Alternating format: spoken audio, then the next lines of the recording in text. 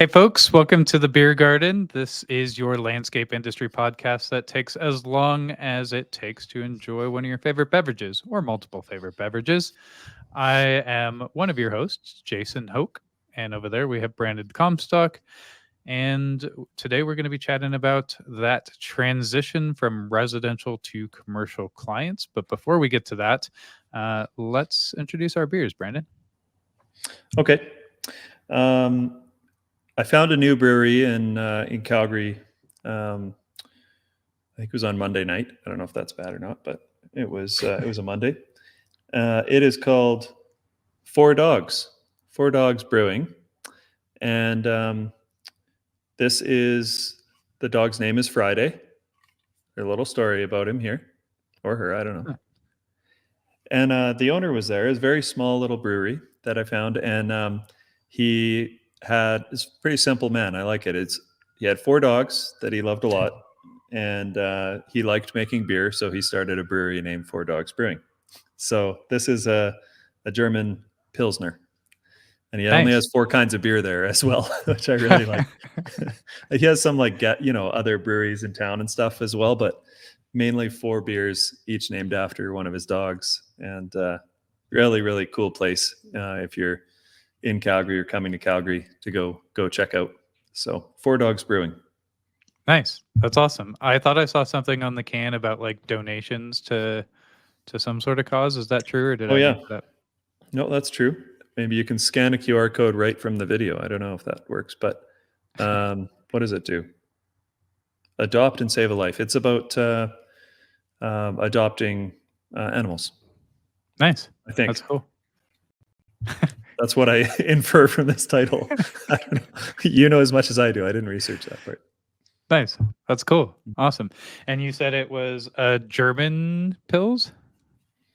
Yeah. I don't know the difference, but German Pointer Pilsner? Is that kind of dog a pointer? Yeah, I think so. German Pointer. Okay. Yeah. I don't know that. Nice. That's what it is. Yep. Sweet. Well, I'll also be drinking a German beer today. This is from a local brewery here in Denver, Bierstadt Lagerhaus.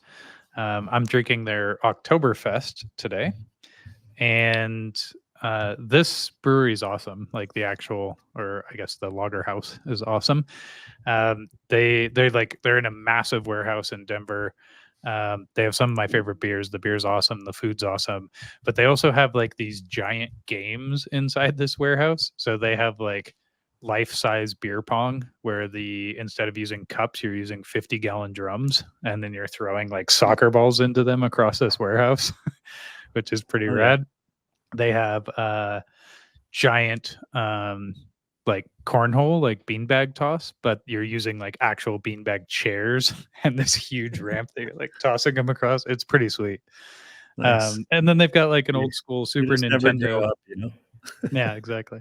They've got an old school Super Nintendo like on a projector screen as well, so you can play some Donkey Kong and stuff like that. So cool. That sounds like when we went to GIE, Equip Expo now, but remember we went to that pub and there was Mario Kart and stuff. Yeah. Oh yeah. Can I see that can again? The colors, it looks like it's those like are the same colors as the oh shit. It looks like the old Canucks logo. Oh yeah. It's like old school Vancouver Canucks colors. Right. Yeah. Huh. That's cool. Well, yeah. Should we crack them? Yes. Cheers. Cheers. Okay. So we're talking about transitioning from residential to commercial today. Everybody kind of calls things, defines things differently. So when we talk about residential, we're talking about your like single family homes. I know that residential could be considered like HOAs or multifamily or whatever. For the sake of this conversation, I think we're going to stick to calling all of those things commercial, and residential is just single family neighborhood homes. Yeah. So we're all on the same page. Yeah. And I think the reason we chose this topic is it's something that we see a lot. It's like a transition phase that a lot of companies seem to really kind of strive for. Like, oh, I think a lot Yeah. of companies tend to start out on the residential side, like the single family residential side. Um, Especially if you kind of started it just as like a teenage mow route, those sorts of things, as a lot of companies do start out. And so, you're starting with homes and then you're always kind of like pushing toward that next thing. And it seems to be kind of like a pivotal point that a lot of companies think of is that like jump from single family to commercial. So yeah, we wanted to kind of dive into, you know, how to make that transition. But before we even get to how to make that transition, I think we want to just talk about like the why behind it. I just want to point out, I think we're 3 for 3 on the last 3 episodes with sirens in the background at your place. It's I'm gonna Yeah. point it out every single time. I I'm probably giving Canada a different, like, portraying a different reputation than we have. Um, but I'll tell you that we just happen to live like 2 blocks from a police station. Uh, And also there's a C train station, like our light rail. The Calgary train is called the C train, um, which a lot of crime happens at transit stations, you know? yeah, So, yeah, it's it's all not right. like that everywhere. It adds character. I think I'm going to like edit in anytime for now on that the siren happens, like some sort of visual cue that just indicates like, oh, there's another siren. Okay. uh, So, yeah, yeah. talking about what the people came for, landscaping. I mean, it's very common. Both of us have been doing this a long time, met lots and lots of landscapers, and it's really common for people to talk about getting into commercial or condos like it's a clear step that they should take. And I think one of the important things here is to do it intentionally. Like, it's the margins aren't necessarily better. In fact, one of the highest profit companies that I know, I won't name him, but he's on Vancouver Island, does only residential, and he's like the highest profit landscape company that I'm aware of, and just crushes that at residential. I think he does a little bit of condos too in there, but primarily, high end resi. Um, so I think that it's they're different games, different customers, different sales processes. You know, there's a lot of differences there, and I think it's just, if I can make one thing clear, it's like, don't make it an obvious path. You can kill it at single family residential, as well as you do. Yeah, I would second that, obviously. Like we love single family residential. We also do homeowners associations. But that's only because it plays well with our model, our business model, right? Like get in with the single family homes, get the homeowners association for those single family homes. Like that's our ideal homeowners association, is a homeowners association of single family homes. So Right. um yeah, I think you're absolutely right. Like understand why you even want to make that transition. Maybe it's just a growth strategy. Like maybe you are at that next phase where it makes sense to grow and you're looking for a higher average job size.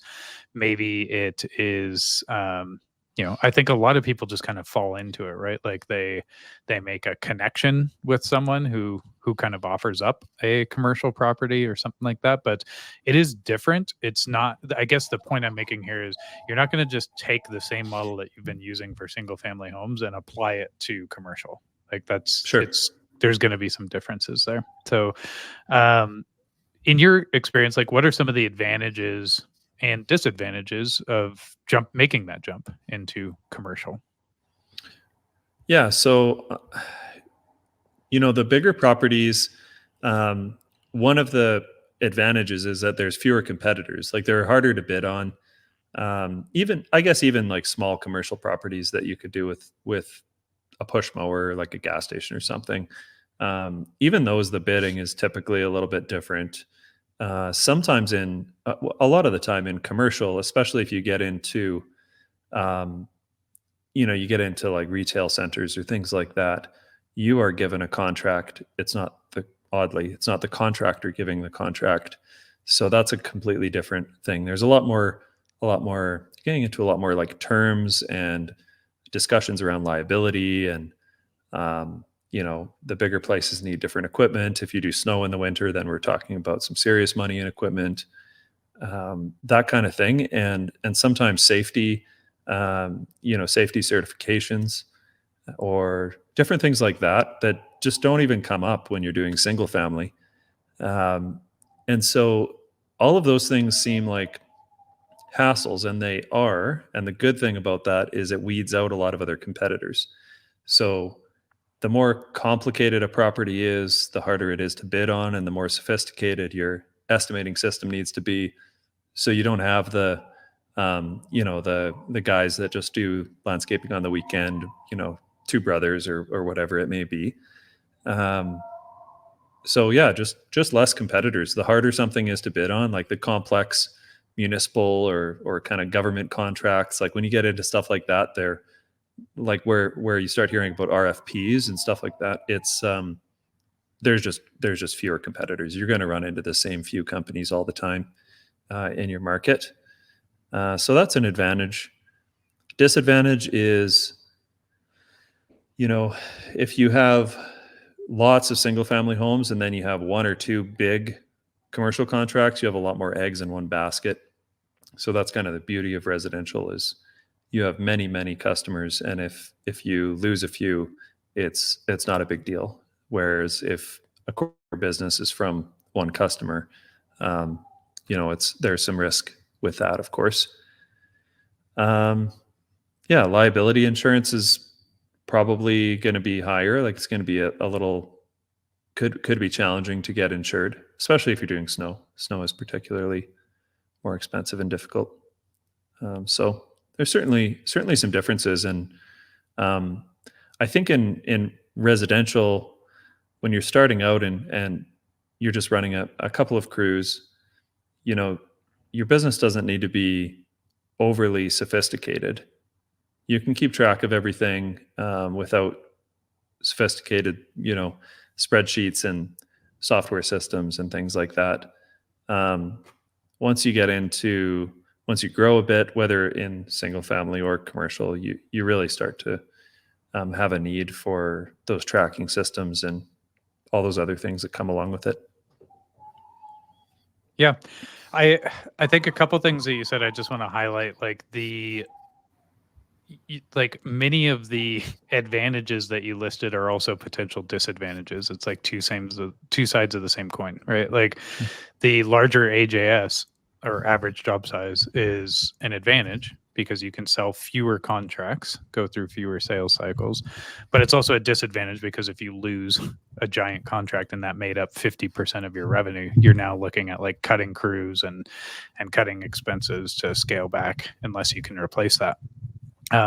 Same thing with the difficulty with getting in, right? Like it's hard for you to get in because you have to do more relationship building. You have to get the higher liability insurance. You have all these other kind of like barriers to entry, but the fact that it's difficult for you to get in means it's difficult for others to get in. So fewer competitors. Right. So there's advantage and disadvantage to these like key points with it. And then the other thing that you mentioned about residential, like you're absolutely right. Like you probably don't have to be as sophisticated. I know a lot of companies starting out, I don't recommend this, but like don't even have contracts of any sort for residential, for single family. Like you will definitely need a contract. You will definitely need to have well thought out terms and conditions as you start to get into commercial properties, those sorts of things. But that being said, like you don't have to be that sophisticated to start with single family residential, but as you start to grow and get better at it, it's like anything else, right? Like the more sophisticated you become in that, the better off you're going to do and the more you can scale. So I guess that's kind of my point here. And I'm obviously thinking about this from like my perspective and my lens, like I mentioned, I love single family. It's because I spent a lot of time getting really, really good at it. Like I really enjoy that. And it's like anything else. The more you focus on one specific niche and just really focus on getting better and better and better at it, the more advantage you have there. And even though it's a lower barrier of entry, you can really demonstrate a lot more value than all the other competitors there. So just make sure you understand like why you want to make this jump and is it the right move, and understand that there's going to be a lot of investment both in time and money to make this jump. Yeah. And even though there is a lot of competitors, it's in single family, it's not terribly hard to stand out and do better if you're, if you're adopting software and learning marketing and learning, like really getting your numbers dialed and figuring out marketing to build density. Like, the vast majority of the competition is at that single family level, is just not running a super sophisticated business. It's a lot of guys, 2-person operations, 4-person operations, and that's where they're comfortable and they make some money. But if you really want to scale it up and do well in it, there's a huge opportunity there to do that. One last thing I was going to say about the big contracts, like it's pretty easy to compare your pricing, like to compare market pricing in residential and just kind of choose based on that. I don't think that's the right way to do it, but it's harder when you get to commercial because all the properties aren't the same. Single family homes, it's like they're all, there's many similar ones in one neighborhood, and you can kind of get a sense everybody's paying 140, 160 bucks a month or whatever. If you screw up your estimating and you're just ballparking it on big properties, you can get underwater fast on something, and your reputation can be tarnished pretty quickly. Like it's a small group of property managers or whatever it may be, or some commercial property owner that you finally got in with, and then you screw up your estimate, you start cutting your hours. Like it's a little bit dangerous. So you certainly need to, I think, evolve. And I mean, I would recommend just finding some mentors to help you with that. There's lots available there. Some good YouTube videos, like the Beer Garden, for example. Yeah, agreed. Okay, so let's say I've thought through this and I'm pretty set on it. Like I think we're ready. I've thought through the why behind it. I understand why I'm doing it. I've kind of prepared for this. I'm ready to take that jump. I realize all the implications. You're mentally ready. Yeah, I'm mentally ready. Like what's one of the first things that I should focus on because I got to go out and sell these, right? So yeah. How do I approach that process? I'll just turn that over to you. Well, go buy a $17,000 zero turn first. I don't know. It seems like a lot of the reason people want to get into this is so they can have a mower that they sit down on, or they just want the coolest, shiny piece of equipment they saw at a That's not why you should do this. Yeah. Yeah. Yes, they have cup holders, but have you ever actually used a cup holder on a mower? No. And we by the way use all, I'm going to get shit for this, but we use all walk behinds with sulkies, like with little trailers you stand on. But we ran zero turns a long time ago, and I just hated the image of it. We do all condos, HOAs, as I said 1,000 times. And the image of having one of your guys with like a super size Slurpee and a cup holder and a cigarette, and they're driving the thing with one hand doesn't look very good, in my opinion. So having someone stand up is a little better. Yeah. Anyway, what was your question? I just want to kind of talk about that transition, and I think I'll just kind of reframe the question. So one of the first things is we alluded to this, but your packages that you offer, or if you offer packages, maybe you're only offering one-off services to single family. We're going to just come out every week and mow, and we're going to bill you each time we mow, sort of thing. that's a very different world than the commercial side of things. Typically, you're looking at like a standardized, well thought out contract that you're agreeing to at the start of the season. Here's what we're going to do over the course of the next year or the 7 months or whatever your season is. Um, and you're getting that set and in place at the beginning. So I just kind of want to talk about like making that transition, because that's a big thing that I think once you've done it for a while, it's easy to forget. But like, Yeah, where to even start with that process? sure, sure. I think one of the important differences here is, in single family, the customer kind of knows what they want, like what they need, right? Like they don't want to mow the grass every Saturday anymore, so they just want to hire that out. And it's a pretty simple scope. Cut and trim my grass every week, right? However, in commercial and condos, HOAs, etc., they don't necessarily know what they need. The property could be a lot bigger, and they know they want good value for the money, but they kind of just want the property to look good for either all the residents or all the retail tenants, whatever it may be. And so I think having your service packages, or package, however you want to set it up, um, set up in a way that doesn't disappoint the customer when the customer doesn't know what they need is really important, and something that bit me in the ass early on. Where customers will ask, like, can I just get biweekly mowing, or can I just can we skip the weed control this year? Can we not do this, not do that, to save some money?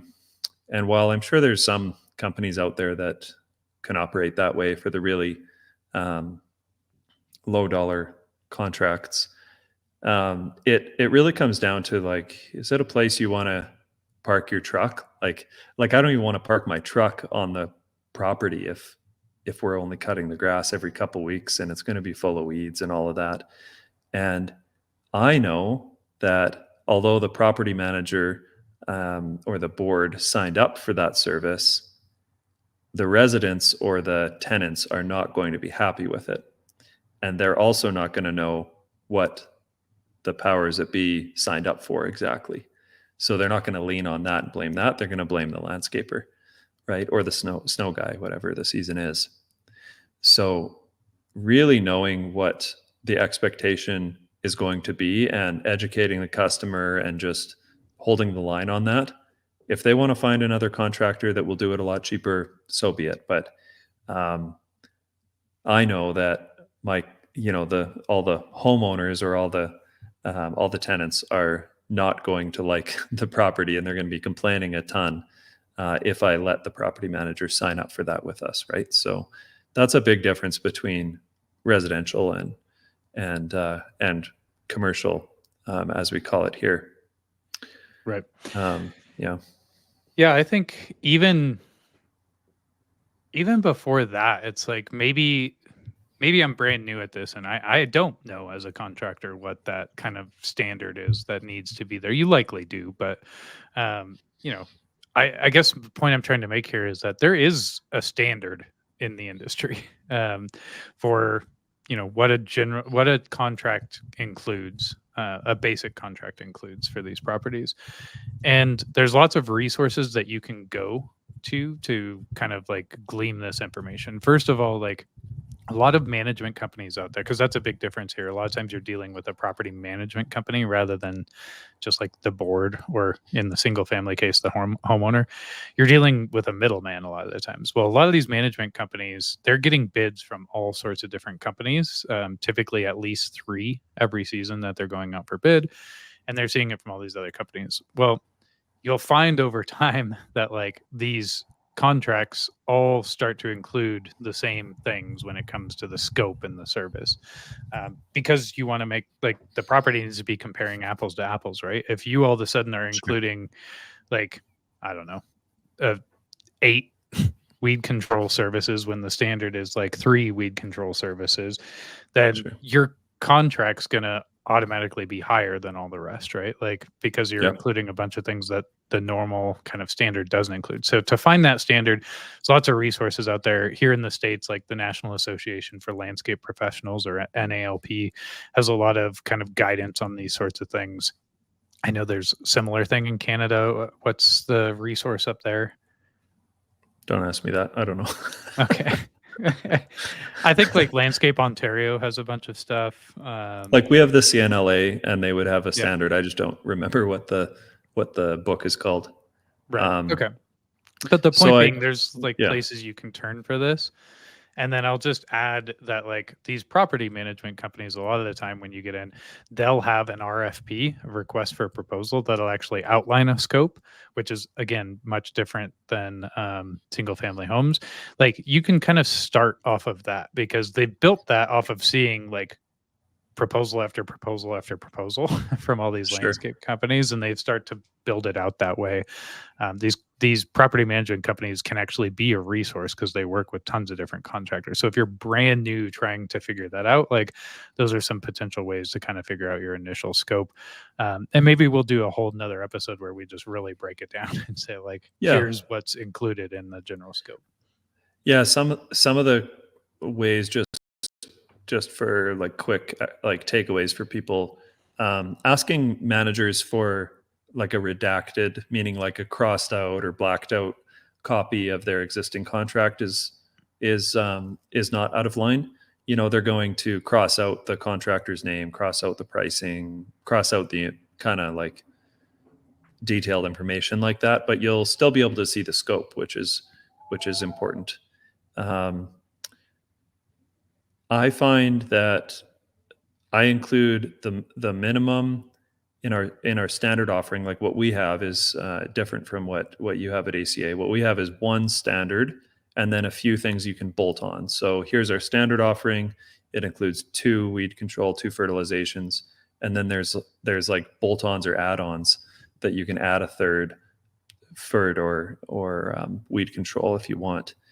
And you know, we basically have the minimum that will deliver a quality product that I know won't get complaints. And if you want to go beyond that, you can add on to that. So things that are predictable, that you know is a service they need every single year. You know they're going to need a spring cleanup, a fall cleanup, a couple of fertilizations, you know, weekly mowing, etc. Include that in the standard package. And then things that they don't necessarily need every single year, those could be bolt-ons or add-ons. So that, you know, that could be aerating, you know, depending where you are. It could be something uh, like line painting in a parking lot. Like it, you know, that's kind of an odd one, but it could be things like that, right? Mulch So refresh. I see a lot yeah, of guys who include mulch refresh in their proposal, but it automatically prices them out yeah, you don't rather than want just that. making that a bolt on. Exactly.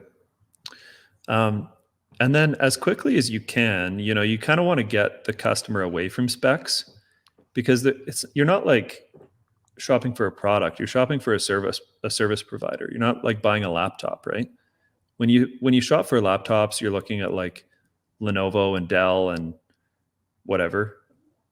It's you're checking like hard drive space, RAM, you know, all the specs, and you're just like comparing them and comparing the price, and you're like, okay, well, that one's the best value that I see based on the specs.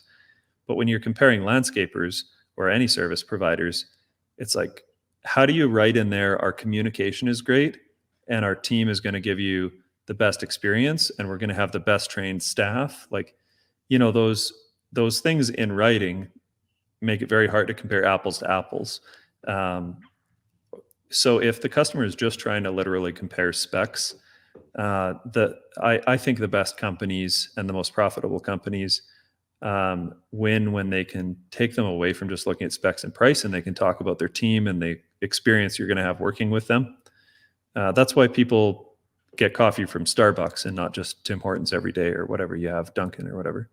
You know, like people will pay a bit more because it's a better experience. They say my name. You know, I feel like they care a little more or something, because you're not just comparing specs. So Yep. In the laptop example, that's what Apple has done really well, right? Like, Yeah, their say, specs are crap compared to everybody else if you look at yeah, them, right? yeah. But their packaging's really cool. Like their marketing and their branding is all geared toward like a very specific type of person. So like you want to be part of that club. You want to you want to go Exactly. buy that Apple. So yeah, it's a great point. Awesome. Um, Anything to add on that point before we move on just kind of like standardizing your offering and building that package out? Um, yeah, I think just don't be afraid to, um, you know, admit to the customer that you're new at this and you're looking for an opportunity. Like, don't be afraid to try. For sure, there's lots of people that break into this, and if it's something that you intentionally want to do, um, just push managers to help you out. You'll get meetings, and they're always looking for new contractors. There's I think in every market in North America, there's a lack of good, solid service providers at any level, but especially this one. So, asking property managers and just being straight up and saying, "Hey, I'm really new at this. If I could see some like redacted contracts, or you could explain to me what it is you look for when you're hiring them." Um, yeah, don't be afraid to ask and get some mentors there. That's how we all did it, I think. Yeah. So, yeah. This transitions well into kind of the next topic I was hoping to chat about, which is kind of like building those relationships and branding and how important that is in this space.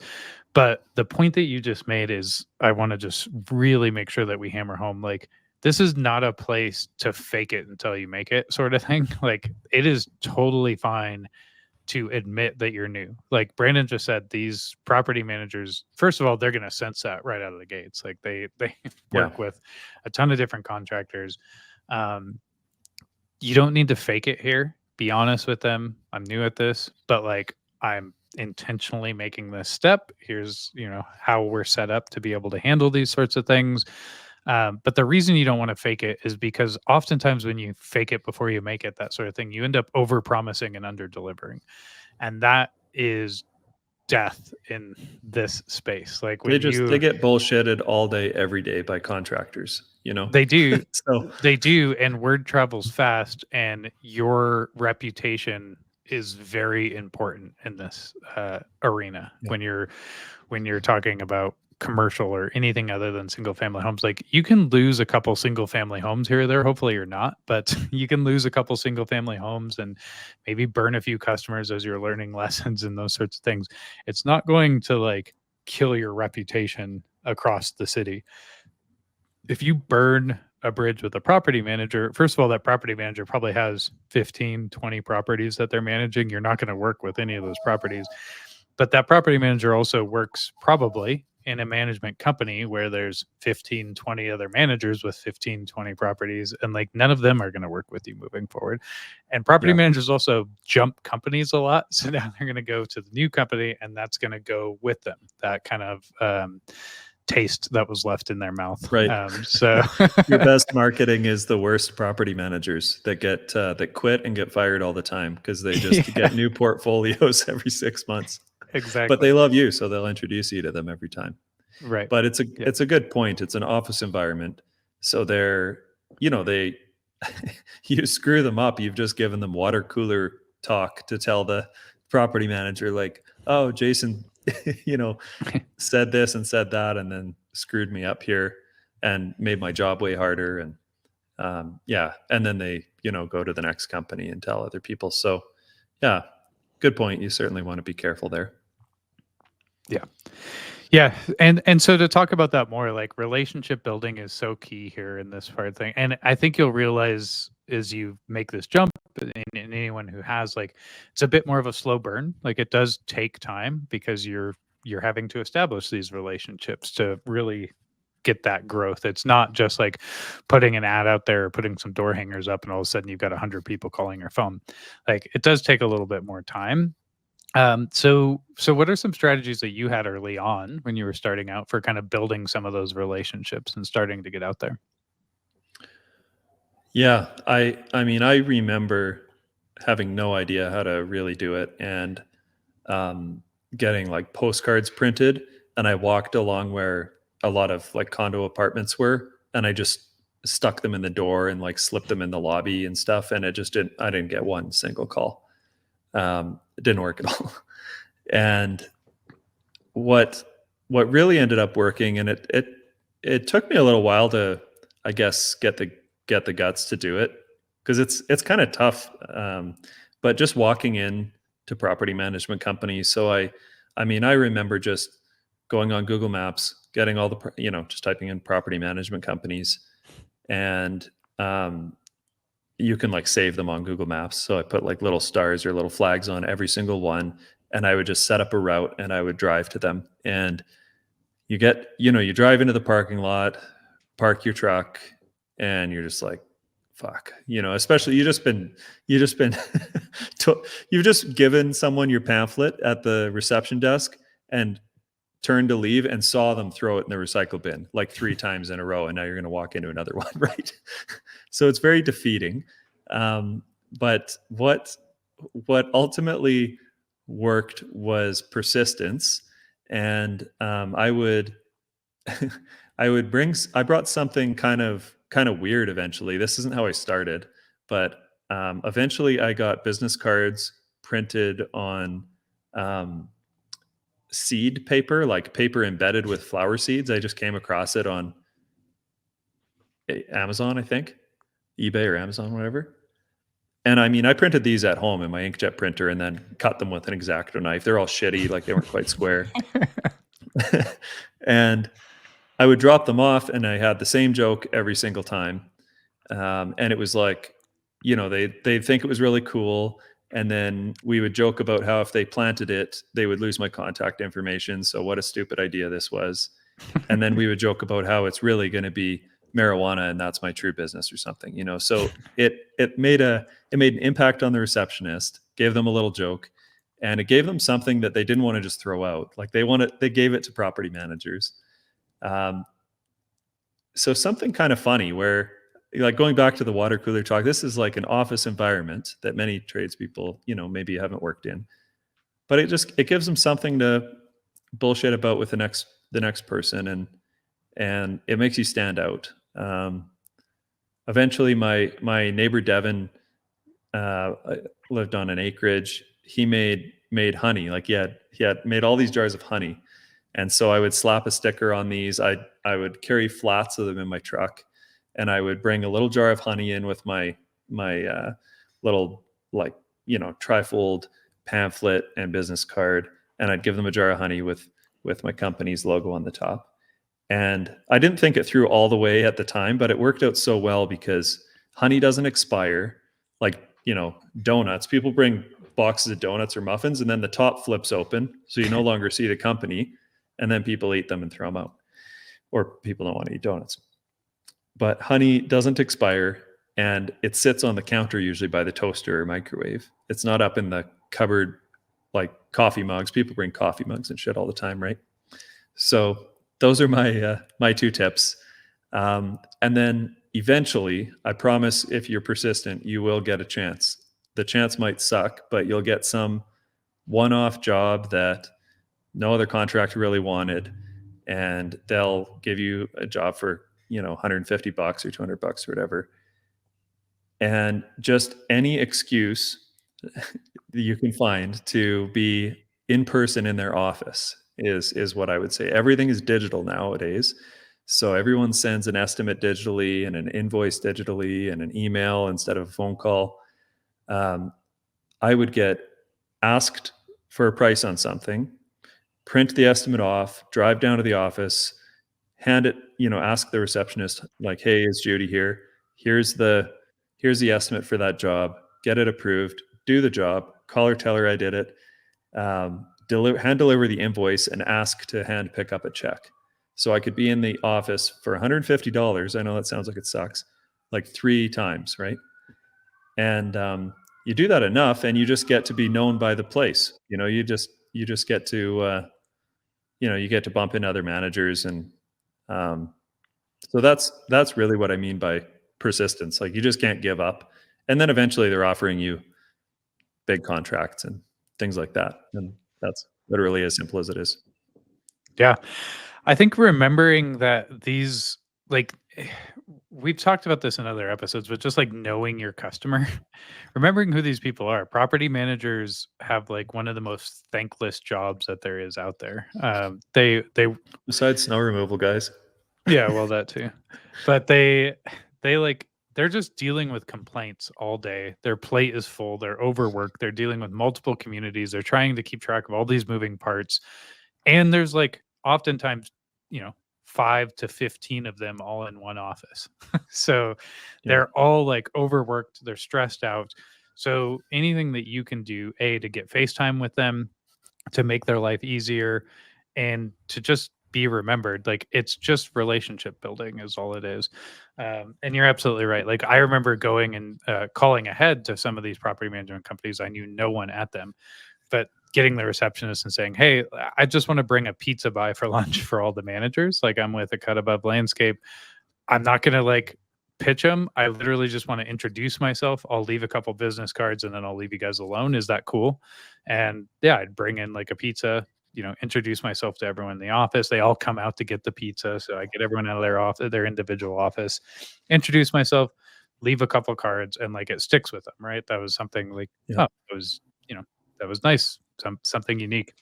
But also I would to kind of, make another point, it doesn't have to be their office. Like, think of the places where these people are. There's lots of trade shows out there that are built specifically for property managers. So you can get a booth at a property management trade show. You can do different events that they're attending, those sorts of things. If you really got a budget and you're you're looking to grow, you can buy a I've seen people buy a box at like a sporting event and just invite some of the heavy hitter property managers that they want to work with from around their location, and just give them tickets to the box to watch the Sure. Nuggets play, that sort of thing. And then things like lunch and learns, those sorts, anything you can do to add value for them. I've never done a lunch and learn personally. Have you done any lunch and learns? I haven't myself. Some of our account managers did that before, and it was pretty successful. Um, it's if you do one, you're educating them more on the trade and things that they would need to know. You're not just there to sell your company, so Yeah. you would be educating them on like what to look for on snow removal contracts, or um, you know what issues to look for landscape health or something like that. So you're there to just keep that in mind. It's not like just to come in and pitch your company.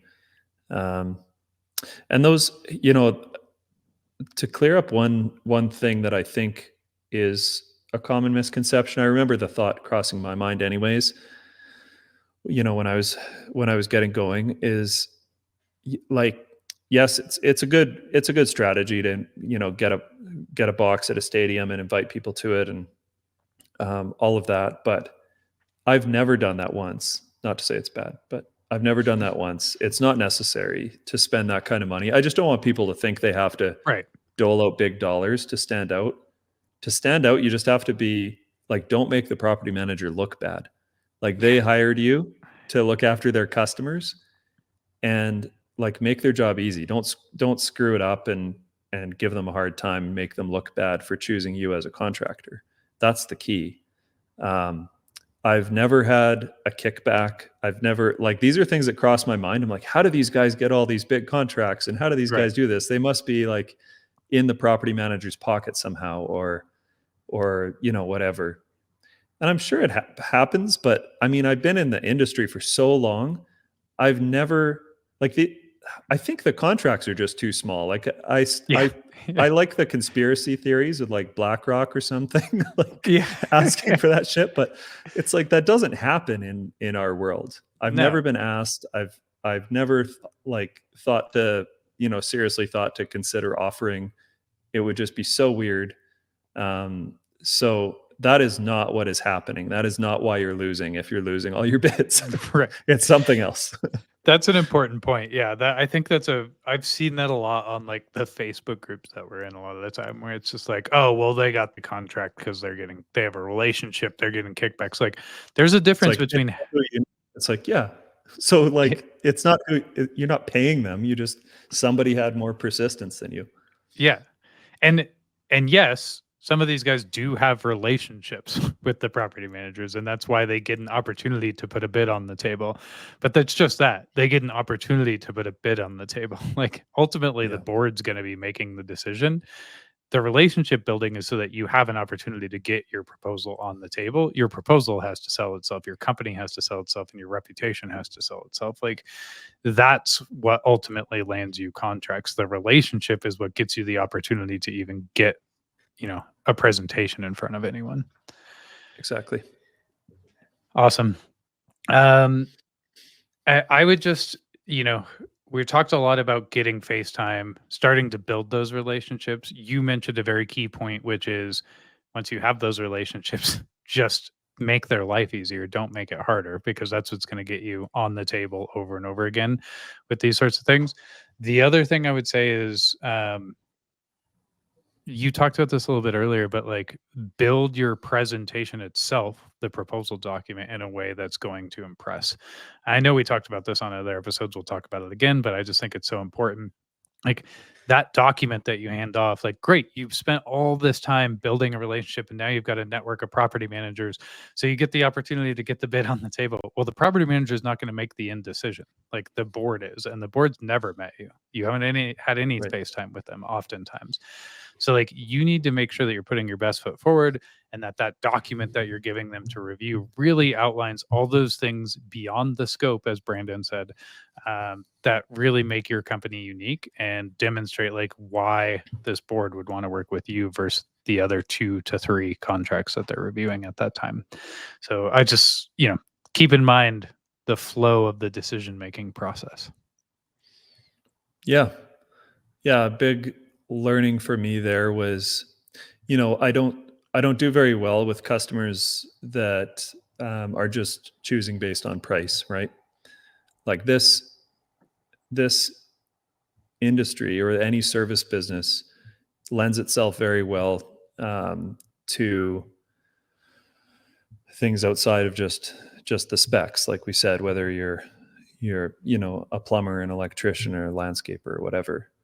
And if you can demonstrate that you're going to deliver a better service, there's like it can say the same thing on the quote, but how do you stand out? Like the number at the bottom is if your number at the bottom is higher because you're going to spend more time and so on. So the what I learned was, the only thing that I know for sure is going to make it through a property manager and to the customer is a thing with a price on it. And a lot of times you'll find, it's kind of odd, but a lot of times you'll find that you don't get to meet the decision makers because they've hired a manager to deal with this for them. You should always push to meet the decision makers because it helps the close rate for sure. But you can't always do it. And so all they're going to get is the quote, and it's going to be laid on a table in front of them at a meeting once a month, and they're one item on the agenda is choose a new landscaper, right? So your only chance is to have a nice document that's going to tell them about this, right? And inside that document, like with competitors, you're just going to find, spring cleanup, mowing every week, et cetera, et cetera, et cetera, 25 grand at the bottom, right? For the season. And your document should be a bunch of pages long, just ridiculous.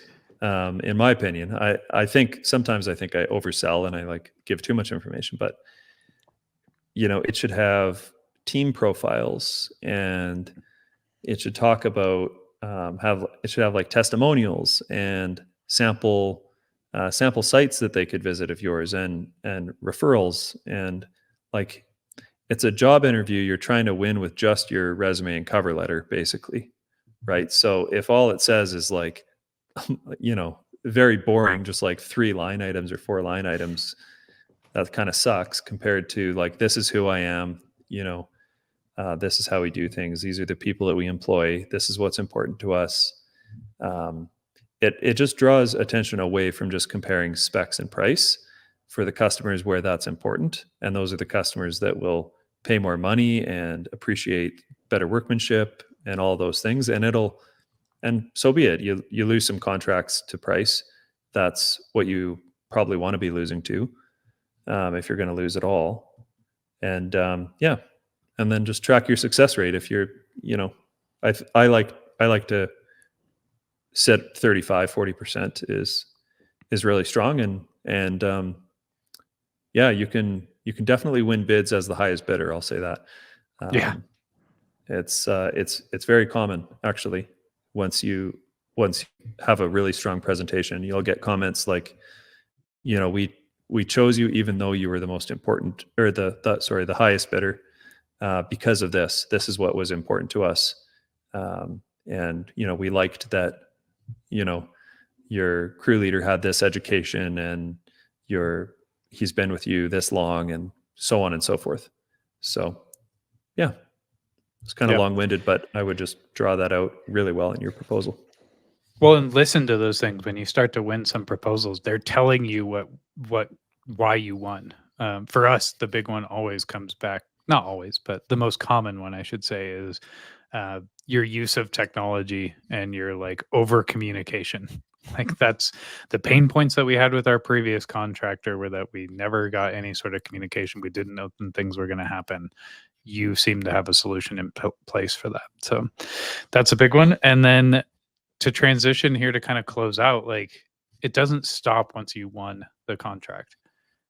We've talked about it throughout the episode, but like this is a relationship game. You're going to want to win more contracts down the road. Like you have And to keep the ones that you won. yeah, you have to over deliver and exceed expectations. Anyone from my company that's listening to this just rolled their eyes because they hear exceed expectations constantly. It's one of our core values, but it's you have to exceed expectations, go above and beyond, make sure that you deliver for that board, for that property manager, and then they're going to spread the word. You're going to keep that contract and they're going to spread the word, and you're going to win more contracts. So, some strategies for that.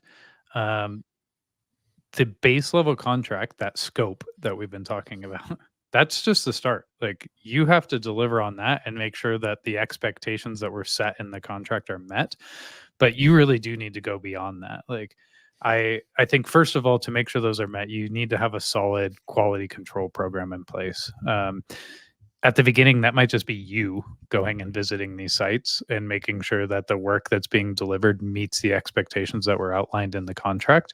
And that's going to get more and more granular as time goes on. Like at the beginning, you might just be checking to make sure that they mowed the whole property and trimmed and didn't miss any areas, but it's going to get more and more granular.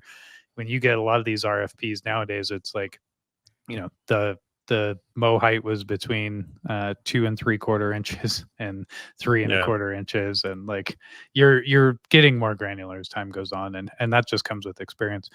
But you have some sort of process in place to check the quality on site, and then beyond that, you are their landscape expert. That scope is just the start of it. It's a living, breathing property. So like you are going to be making recommendations as things change. So we're seeing over here that there's this part of the property has a lot of drainage troubles. Here's what we recommend to improve that. There's a dead tree over here now. Here's the price and the recommendation for that. Being proactive and getting ahead of it before the property manager or the board or a resident has to reach out with those things goes a really long way in my experience. And I just think that it's so crucial in maintaining those contracts and winning more contracts to just really demonstrate that like you're willing to go above and beyond. You're going to be their partner, and they don't need to babysit. They don't need to feel like they have to feed you all these things. They trust that you're going to do it for them.